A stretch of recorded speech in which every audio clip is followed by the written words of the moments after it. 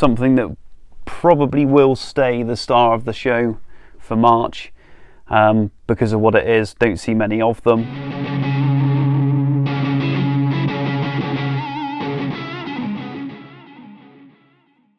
Hey everyone, welcome back to another episode of Guitar Auctions at Gardiner, Houlgate in Corsham, Wiltshire, UK. And today we are looking at the first consignment update for our March auction in 2024. So this is what you've got to look forward to in the new year, and we've got a really nice small selection of vintage guitars to show you today. So the usual consignment update format, we're back in the racked area, which differs a little bit from the previous videos we did with the sale room tour, etc. I do prefer being up here. I feel like I'm in my natural habitat. I feel very home up here. But we'll go through these guitars in no particular order. I'll just grab the cases as they come. And first one here is obviously an electric guitar. And there we go. Not the original case, but this is a 1962 Fender Stratocaster. And the term that is probably used far too often with these things, in player's grade condition, which basically means it's not original. So what do we have with this guitar? So body finished in red, which is not the original finish. There's evidence in the pocket and other areas where there has been some refinishing work.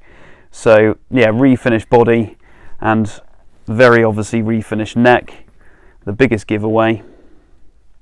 Headstock, completely the wrong decal, but the owner who has had this since the 1970s said it basically just flaked off eventually, as they can do. So he had the neck refinished, new decal, a refret as well, and if you look at the upper frets you'll see where the old position markers were, and they have pretty much disappeared. And it does appear, you can see with the thickness of the rosewood, it does appear that it has been shaved down just on this end. Why, we don't know. Maybe something to do with perfecting the setup or something. We really don't know. We do have to look into this guitar a little bit more, to be honest. Other things that are wrong with the guitar, middle pickup's been replaced. We have had a look at some of the inside of this. So the middle pickup's a 70s Fender Strat pickup. These two are original. We are missing its original trem arm. On the back we're missing a few screws and a brass nut as well. So not completely original, player's grade condition, nice green guard though, and it'll probably still do rather well. I mean, we'd probably get somewhere in the region of £5,000 to £8,000 for that, you know, despite its issues. But there we go, that is the first pre-CBS Stratocaster for the March sale. And we do have, shortly to arrive, a completely original 1963 Fender Stratocaster in Sunburst. That is coming just after the new year, coming in for that March sale, and that comes with his original Selmer case as well, single owner for about 45 years. And a completely original 1965 Fender Stratocaster in Sunburst.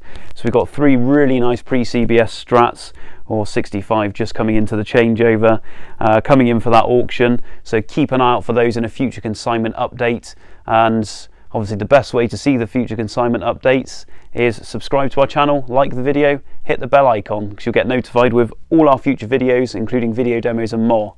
Let's go on to the next one. So here we have a modern case, and I'm trying not to remember off the top of my head which one this is. There we go. So a Gibson, and the first vintage Gibson to come in for the sale. So this is a 1965 ES-120T. It was very much a budget range model from the time, but it's got the wider nut, so earlier in 65.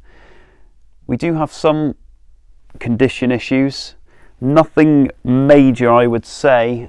We've got replacement tuners, very modern tuners there, as you can see, replaced strap buttons, and there's quite a lot of checking, lacquer checking, but that's forgivable for the age of this guitar. All depends on how they're stored and the elements they're exposed to. But yeah, apart from that, it's a nice, fairly clean example. Obviously, we've got the later Kinsman case there. But if you want a, I guess, affordable way, or I should say affordable, because you're still looking at probably a 4-figure sum to acquire this, but an affordable way into the vintage market, this could be a very good entry point. Same year, different brand. This is a 1965 Guild T100. It's not completely original again, it does have its issues, and just going through them now, so you'll notice on the body the pickups have been replaced, so we've got replacement pickups. So again, we're very much a player's grade guitar, and again with these, Guild guitars are very, very good, a very affordable way into the vintage market. You know, 4 figures, low 4 figures for these, but we've got an additional switch there on the Florentine cutaway, and then it also appears as though the neck has been refinished. It looks like there might actually be a crack there.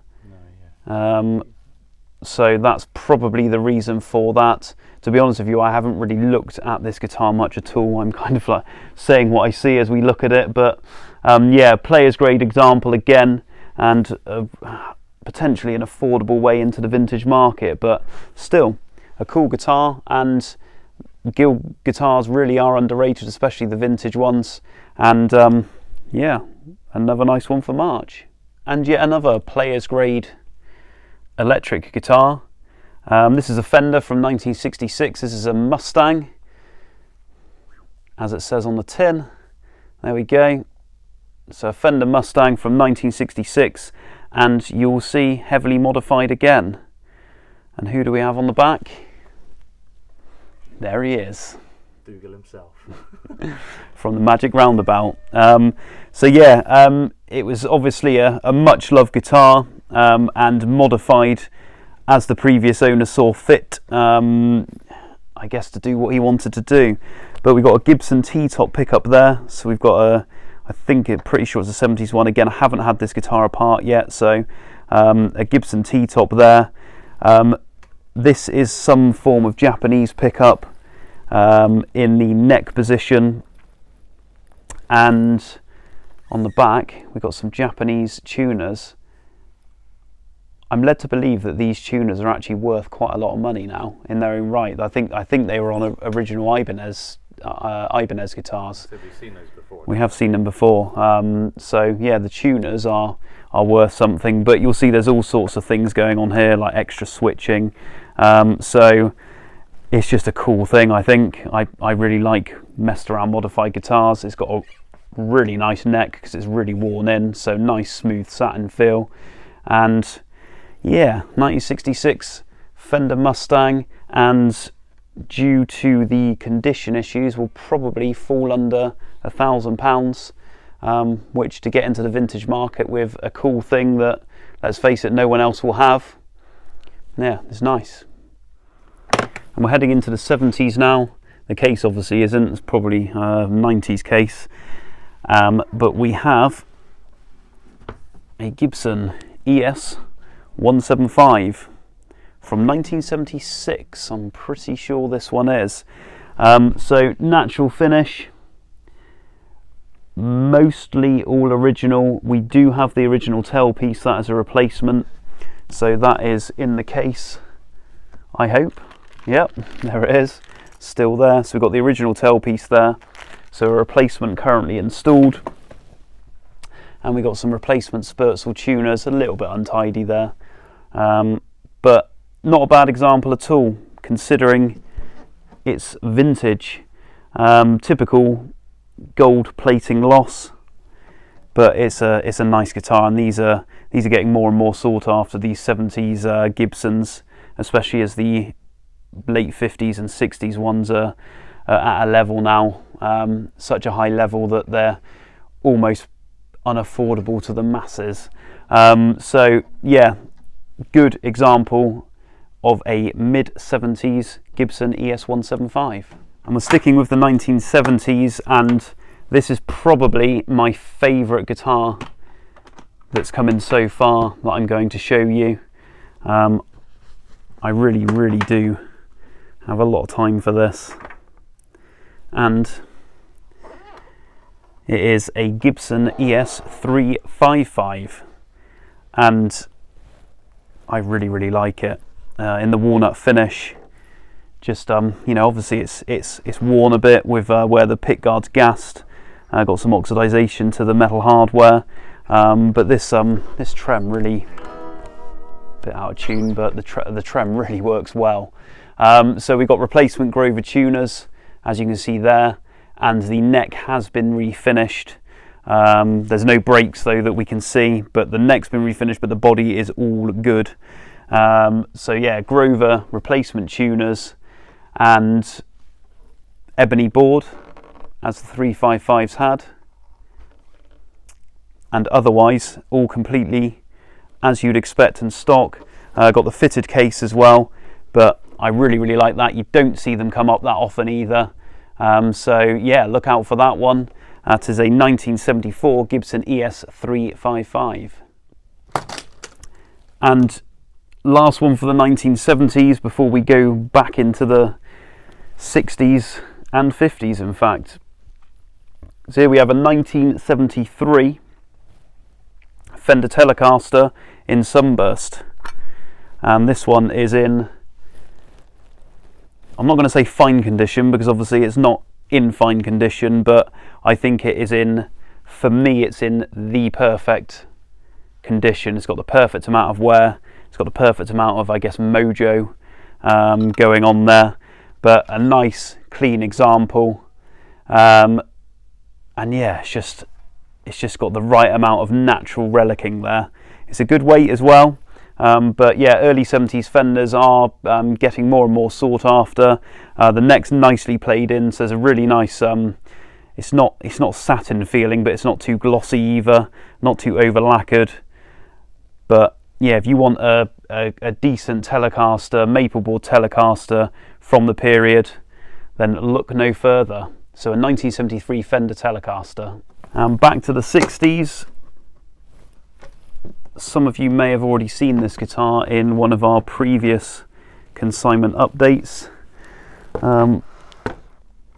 Looks like we got some string spacing issues there. Not sure what that's about, but let's have a look.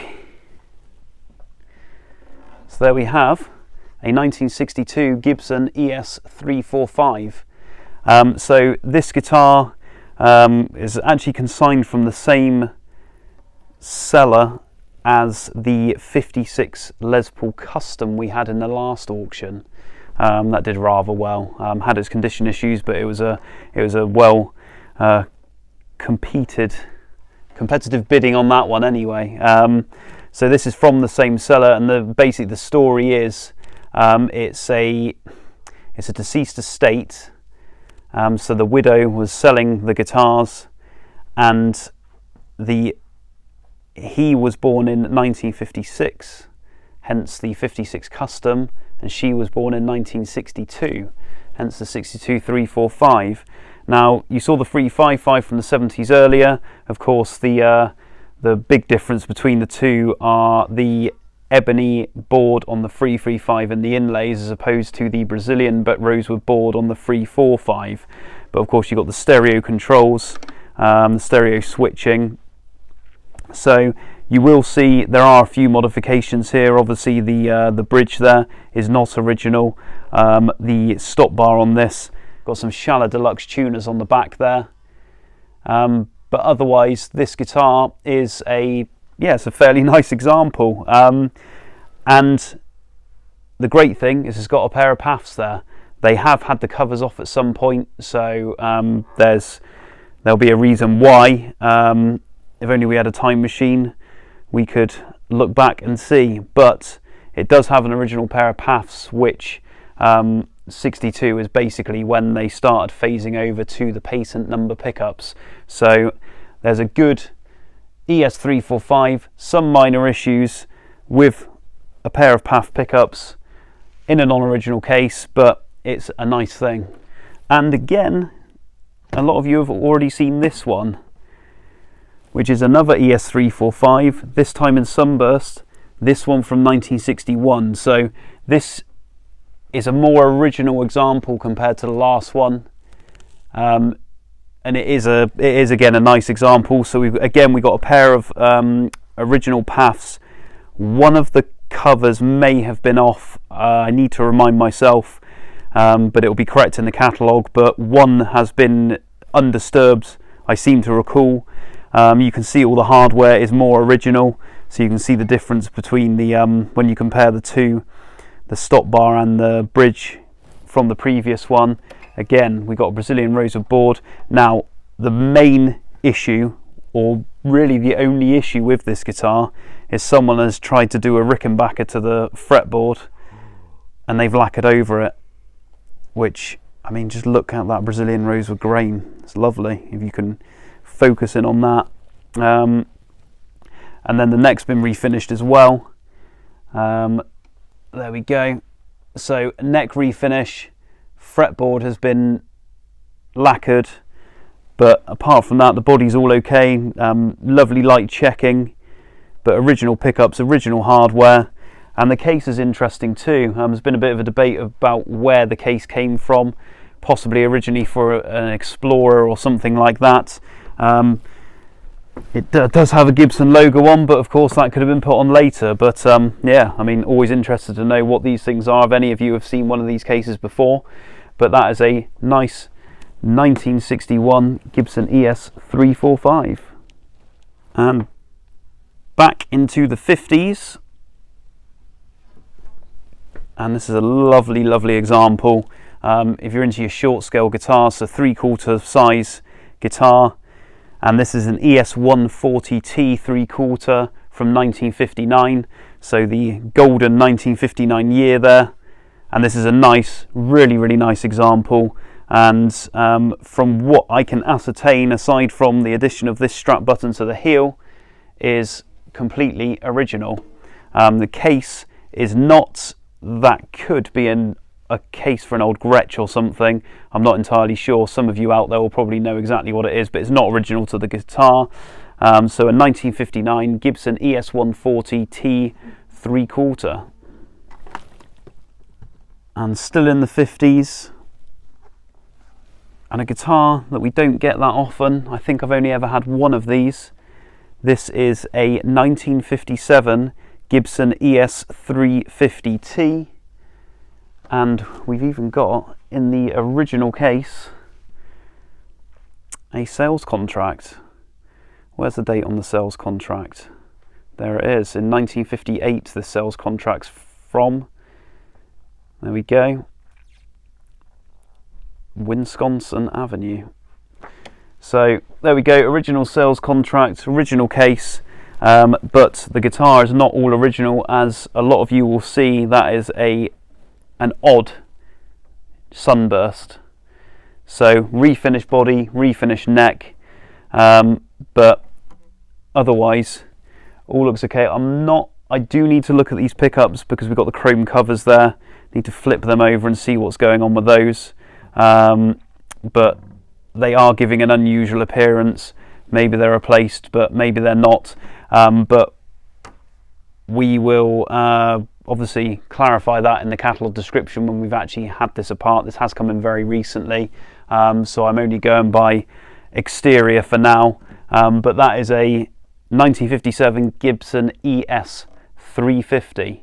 And we are ending with something that probably will stay the star of the show for March, because of what it is. Don't see many of them, and it is a very fine example. We saw the 70s ES-175.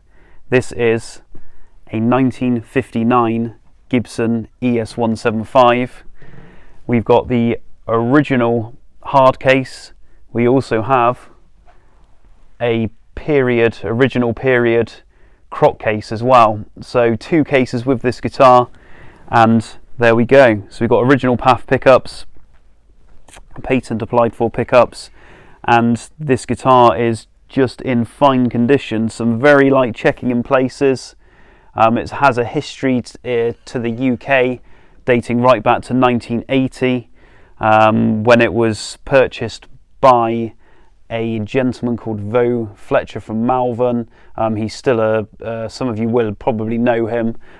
He's still a touring or regularly gigging guitarist, and he sold it on to a chap in Sunderland some years later, who subsequently sold it to our vendor. So it's been in the UK since at least 1980. So what's that, 43 years ago now? It's been within the UK. Scary to think, but that's a really, really nice example. 1959 ES-175, and yeah, you probably won't find one much better, and I will be delighted if we get something in the Gibson brand that tops this. But yeah, really nice example. Really privileged to have it, and we don't often get these early arch tops, so that's another nice one for that March auction. So there we go, ladies and gents, that is the first consignment update for our March 2024 auction, taking place between the 5th and 8th of March. As you can see, we've got some really, really nice consignments already, and we do have things flooding in. We've probably already got about 300 guitars. The racks are filling up quite rapidly, and then of course, as usual, we got amps, effects, artist associated guitars, and lots more. So just like to thank you again for all of you and your business in 2023. That goes to clients selling, that goes to our buying clients, and that of course goes to all of our viewers on the YouTube channel. And please remember to, if you're new to us, subscribe, like this video, and hit the bell icon for future content. And of course, keep checking that website, guitarauctions.com, for previews of what we have coming up in the auction. And we'll see you next time.